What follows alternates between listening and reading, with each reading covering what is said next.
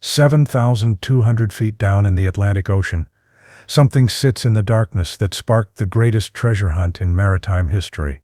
September 1988. Engineer Tommy Thompson and his team deployed a remotely operated vehicle to the seafloor off the coast of South Carolina.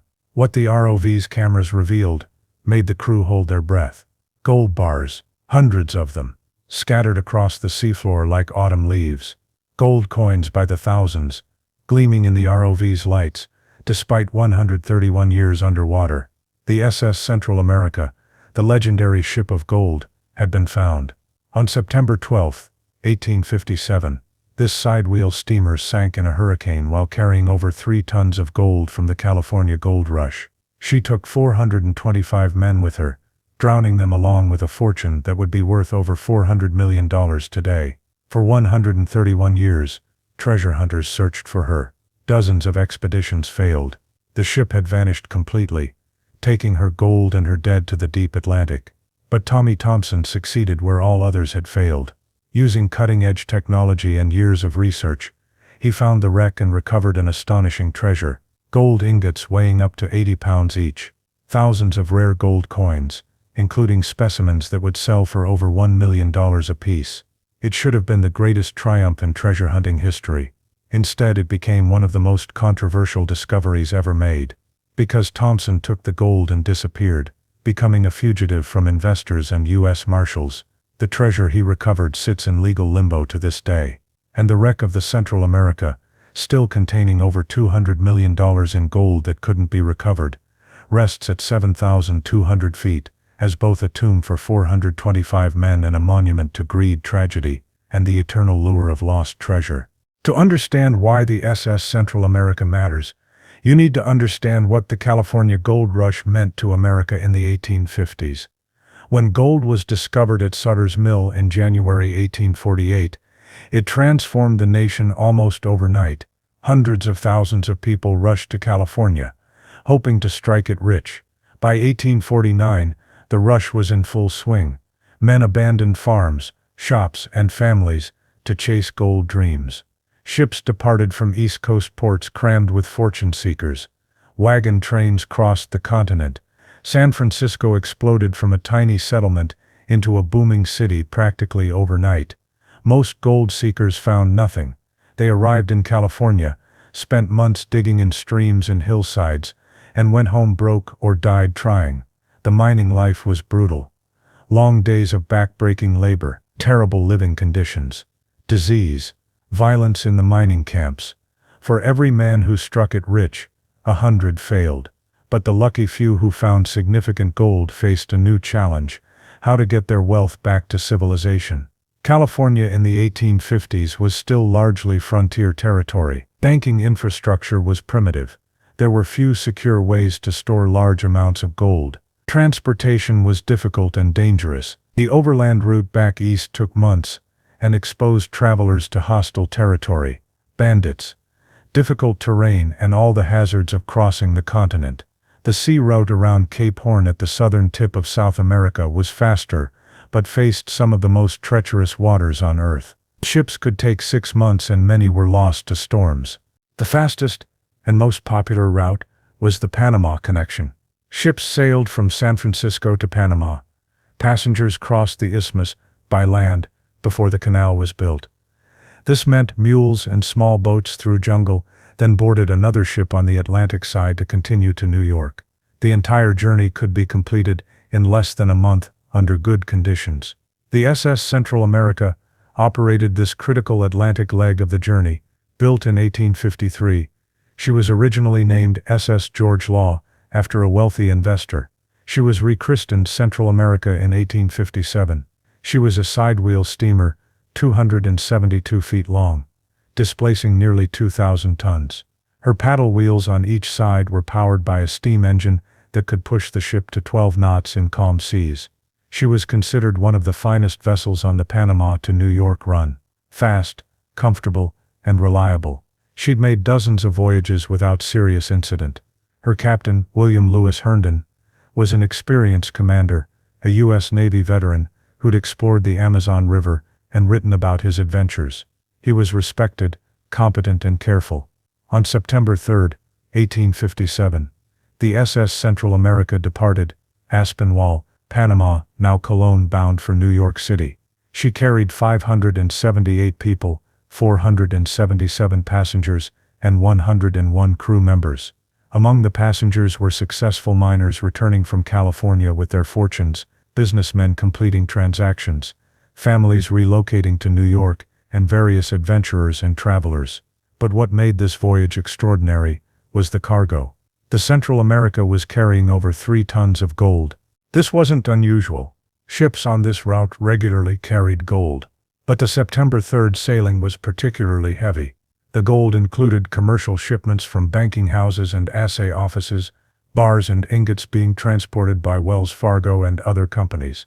It included thousands of freshly minted gold coins from the San Francisco Mint, and it included personal gold carried by passengers, miners who'd spent years in California and were finally going home with their earnings, often their life savings converted to gold coins and nuggets. The total value of the gold aboard has been estimated at between $1.5 million and $8 million in 1857 dollars. Adjusted for inflation, and considering the numismatic value of rare 1850s gold coins, the cargo would be worth over $400 million today. The exact amount has never been precisely determined because not all the gold was officially recorded. Many passengers carried personal gold that wasn't on any manifest.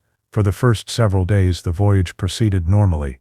The Central America steamed northward through the Caribbean, following the standard route along the coast.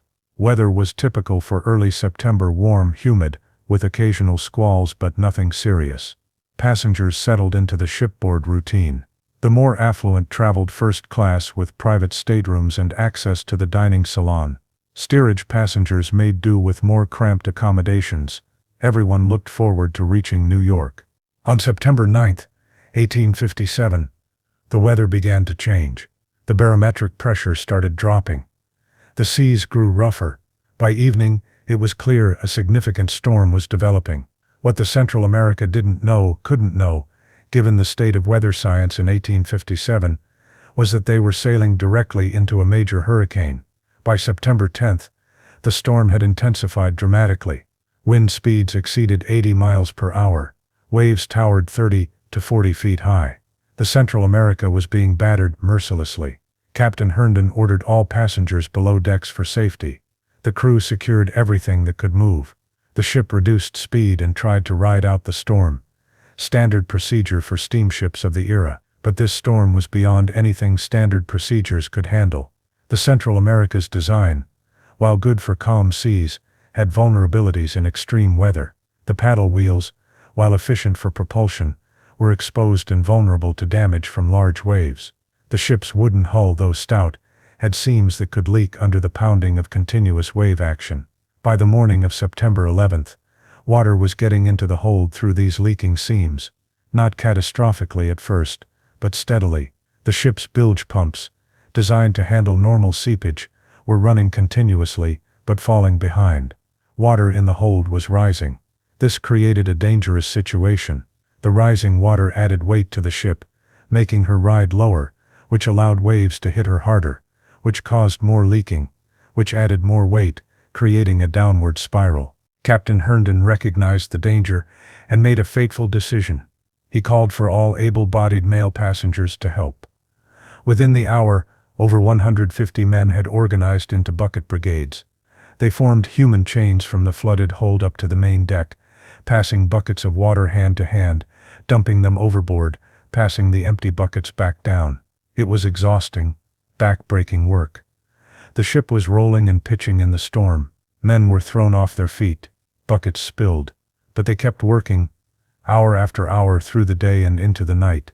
Some men collapsed from exhaustion and had to be carried to rest. Others took their places. The women and children passengers stayed in the salon, praying, comforting each other, listening to the sounds of the storm, and the desperate work happening above and below. By the morning of September 12th, it was clear the bucket brigades weren't enough. Despite heroic efforts, the water in the hold continued rising. The ship was settling lower in the water. The boilers, which powered both the engines and the pumps, were in danger. If seawater reached the boiler fires, they would be extinguished. Without the boilers, there would be no power for the pumps. Without the pumps, the ship would sink quickly. Around 11 a.m. on September 12th, through the sheets of rain and towering waves, a sail appeared on the horizon. The brig Marine, a small two-masted sailing vessel, was also caught in the hurricane and struggling to survive. But she saw the Central America's distress signals, and showing extraordinary courage, her captain maneuvered closer. What happened next was one of the most harrowing rescue operations in maritime history. In hurricane conditions, with waves threatening to capsize both vessels, small boats were lowered from the Central America. Captain Herndon ordered women and children into the boats first. Mothers clutching babies climbed down rope ladders into boats that were rising and falling 20 feet with each wave. The boats pulled away from the Central America and rode through the storm toward the Marine. Then the boats returned and took more passengers. Each trip was terrifying. Boats nearly capsized. People fell into the water and had to be pulled out, but the crews of both ships kept working. Over the course of several hours, 153 people were successfully transferred from the doomed Central America to the Marine. All of the women and children aboard the Central America were saved. About 30 men also made it across, but the Marine was a small vessel. She was taking on passengers to the limit of her capacity. If she took too many, she'd be in danger of sinking herself, and the storm was still raging. By late afternoon, Captain Herndon faced the hardest decision of his life. The Central America was clearly doomed. The water in the hold was too high. The ship was settling visibly deeper. The boilers were failing, but more than 400 men still remained aboard. If the Marine stayed and tried to take more passengers, both ships might be lost. Herndon made the decision. He ordered the Marine to leave, to sail away with those already rescued and save them rather than risk everyone by staying. The captain of the Marine argued. He didn't want to abandon hundreds of men, but Herndon was adamant, and he was the senior officer. The Marine's captain reluctantly agreed. As the Marine prepared to sail away, men on the Central America lined the rails, watching their only hope of rescue disappear into the storm. Some shouted messages for loved ones. Others simply watched in silence. The women and children on the Marine looked back at the sinking ship, watching husbands, fathers, brothers who'd given up their places in the boats. Captain Herndon remained on the bridge of the Central America. He never considered saving himself. Maritime tradition held that the captain was the last to leave his ship, and Herndon took that tradition seriously. Around him, over 400 men faced their fate with varying degrees of courage and despair. Some continued working the bucket brigades, even though it was obviously hopeless now. They worked because it gave them something to do, a way to feel they were fighting rather than just waiting to die. Others gathered in the salon to pray. Passengers and crew who'd been strangers days before now comforted each other facing death. Some men broke into the ship's stores and got drunk, deciding to meet death without sobriety. Others wrote final letters to their families, sealing them in bottles and throwing them overboard, hoping the bottles would survive the storm and wash ashore so their last words could reach their loved ones. Several of these bottles were found over the following years washed up on beaches. The letters inside were heartbreaking. At approximately 8 p.m. on September 12, 1857, the SS Central America gave her final shudder and slipped beneath the waves. The boilers had finally been flooded. With no power, the pumps stopped. The hold flooded completely in minutes. The ship settled rapidly. Men who were still on deck jumped into the water, hoping to swim clear before being sucked down by the sinking ship. But in hurricane seas at night, wearing heavy period clothing, survival was nearly impossible. Some men managed to find floating debris and clung to it for hours. A very few were picked up by passing vessels over the next day or two. The final confirmed death toll was 425 men. Captain Herndon went down with his ship, standing on the bridge to the end. He was later praised as a hero for ensuring that every woman and child aboard was saved. But for the families of the 425 men who died, heroism was cold comfort. The Marine overlowers with 153 rescued passengers survived the hurricane and limped into Norfolk, Virginia. Several days later, the news of the Central America's sinking spread quickly and became a national sensation. 425 men dead made it one of the worst maritime disasters in American history at that time. But the economic impact was also significant. The loss of the gold aboard the Central America, over 3 tons of it, came at a bad time. The American economy in 1857 was already stressed. Banks were overleveraged. Railroad speculation had created financial bubbles. When news spread that a major gold shipment had been lost, banks that were expecting that gold to shore up their reserves suddenly found themselves short. This triggered bank runs. People rushed to withdraw their money, fearing their banks would fail. Many banks did fail. The Panic of 1857 became a full-blown financial crisis. Stock markets crashed. Businesses failed. Unemployment soared. Historians debate how much of the panic was directly caused by the Central America's sinking versus other economic factors. But the loss of the gold shipment certainly contributed to the crisis and became a symbol of it. For the families of the dead men, the financial panic was irrelevant compared to their personal losses. Wives became widows. Children lost fathers. Many families lost their primary breadwinners, and unlike the gold which sat recoverable on the ocean floor, the men were simply gone. For 131 years, the SS Central America rested at 7,200 feet on the Atlantic continental shelf off the coast of South Carolina. The ship's approximate location was known from the Marines' rescue position, but in the 19th and early 20th centuries, recovering anything from that depth was impossible. As diving technology improved in the mid-20th century, treasure hunters began to take interest. A ship carrying 3 tons of gold was an irresistible target. Multiple expeditions searched for the Central America through the 1970s and early 1980s. All failed. The ship was in deep water, beyond the reach of conventional diving equipment. The search area was hundreds of square miles.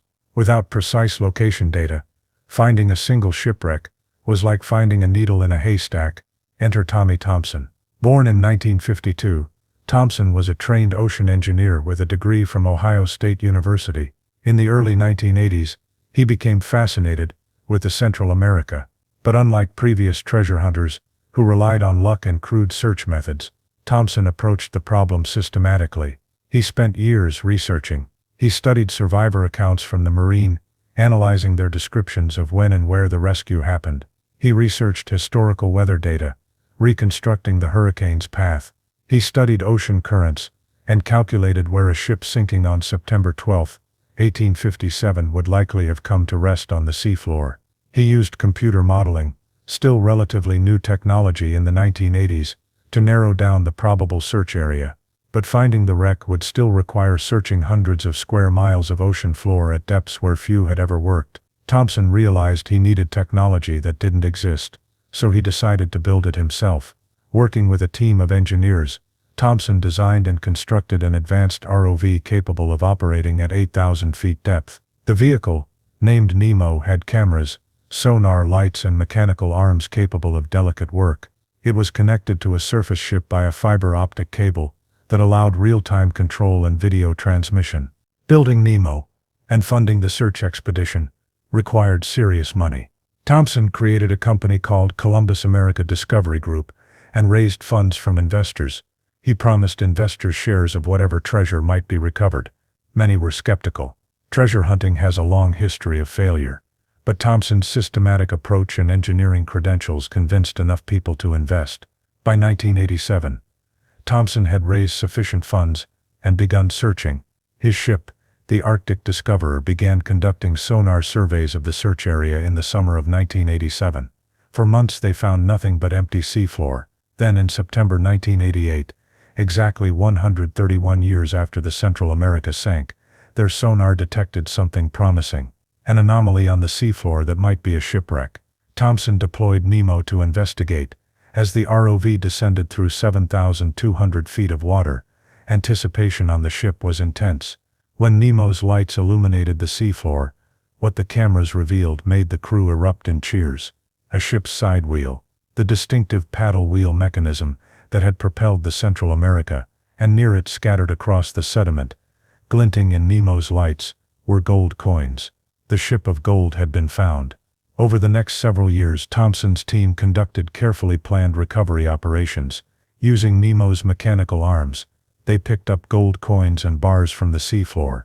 They documented everything extensively with photographs and video. The recovered treasure was staggering. Thousands of gold coins, many in pristine condition despite 131 years underwater. Numerous gold ingots, some weighing 50 to 80 pounds, from California assay offices. The ingots had markings showing where they'd been refined. Personal gold items from passengers. The total value of recovered material was estimated at $180 to $200 million. Some individual coins turned out to be extremely rare specimens. At auction, certain coins from the Central America recovery sold for over $1 million each to collectors. It should have been the treasure hunting triumph of the century. Tommy Thompson should have been celebrated as a genius and become fabulously wealthy.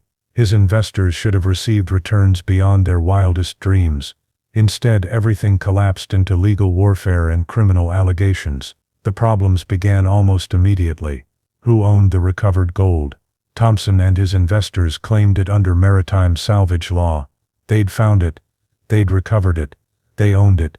Insurance companies disagreed. These companies had paid claims to the original owners back in 1857 when the ship sank. Under insurance law, when you pay a claim you acquire rights to the insured property. The insurance companies argued that they, not Thompson, owned whatever was recovered from the Central America. Multiple insurance companies filed legal claims. The case went to federal court. For years litigation dragged on. Thompson's company spent millions on lawyers. The investors, expecting quick returns, instead watched legal bills mount while their treasure sat in warehouses, tied up in court proceedings. Eventually, a settlement was reached. The insurance companies got a portion of the recovered treasure. Thompson's company kept the rest. But by this point, investors were angry. They'd put in millions of dollars and years of waiting. When would they see returns? Thompson's answers became increasingly vague. He claimed that the treasure needed to be carefully cataloged, conserved, and sold through proper channels to maximize value. This would take time. Investors grew suspicious. Were they being cheated? Had Thompson recovered more gold than he was admitting? Was he hiding treasure? In 2005, several investors sued Thompson and his company, demanding a full accounting of the recovered treasure and claiming they hadn't received their proper share. Thompson's behavior became erratic. He missed court dates. He provided incomplete financial records.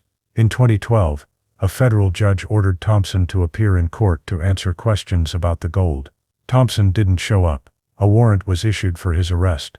Rather than face the legal process, Thompson fled.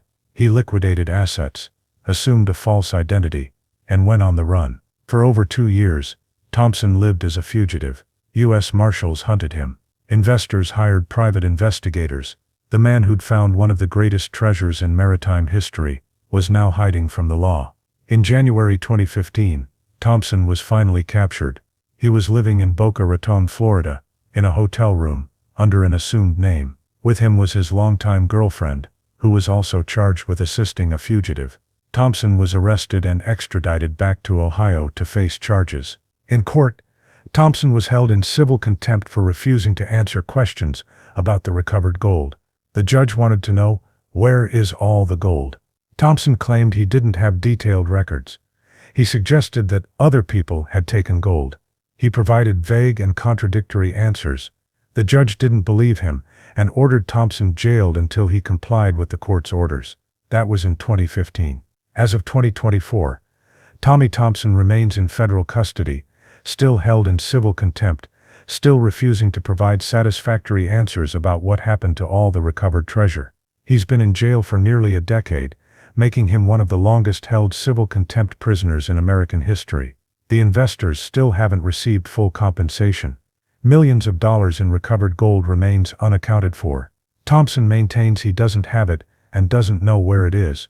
Nobody believes him. Meanwhile, the wreck of the SS Central America sits at 7,200 feet, still containing an estimated $200 million or more in gold that was never recovered. The site is now protected under maritime law. Further salvage operations would require extensive legal permissions and court oversight. Given the disaster that Thompson's recovery became, it's unclear if anyone will be allowed to go back. The story of the SS Central America reveals something profound about human nature. In 1857, 425 men drowned in a hurricane, victims of bad weather and the limitations of their era's technology. But for 131 years, what people remembered about the Central America wasn't the men who died, it was the gold they carried. Treasure hunters spent fortunes searching for the wreck, not to honor the dead, but to recover the gold. When the gold was finally found, rather than bringing triumph, it spawned decades of legal fighting and turned the man who found it into a fugitive symbol of greed. The 425 men who drowned in 1857 rest in a tomb that's also a treasure vault. They're remembered not for who they were, but for what they died carrying. And perhaps that's the real tragedy of the SS Central America.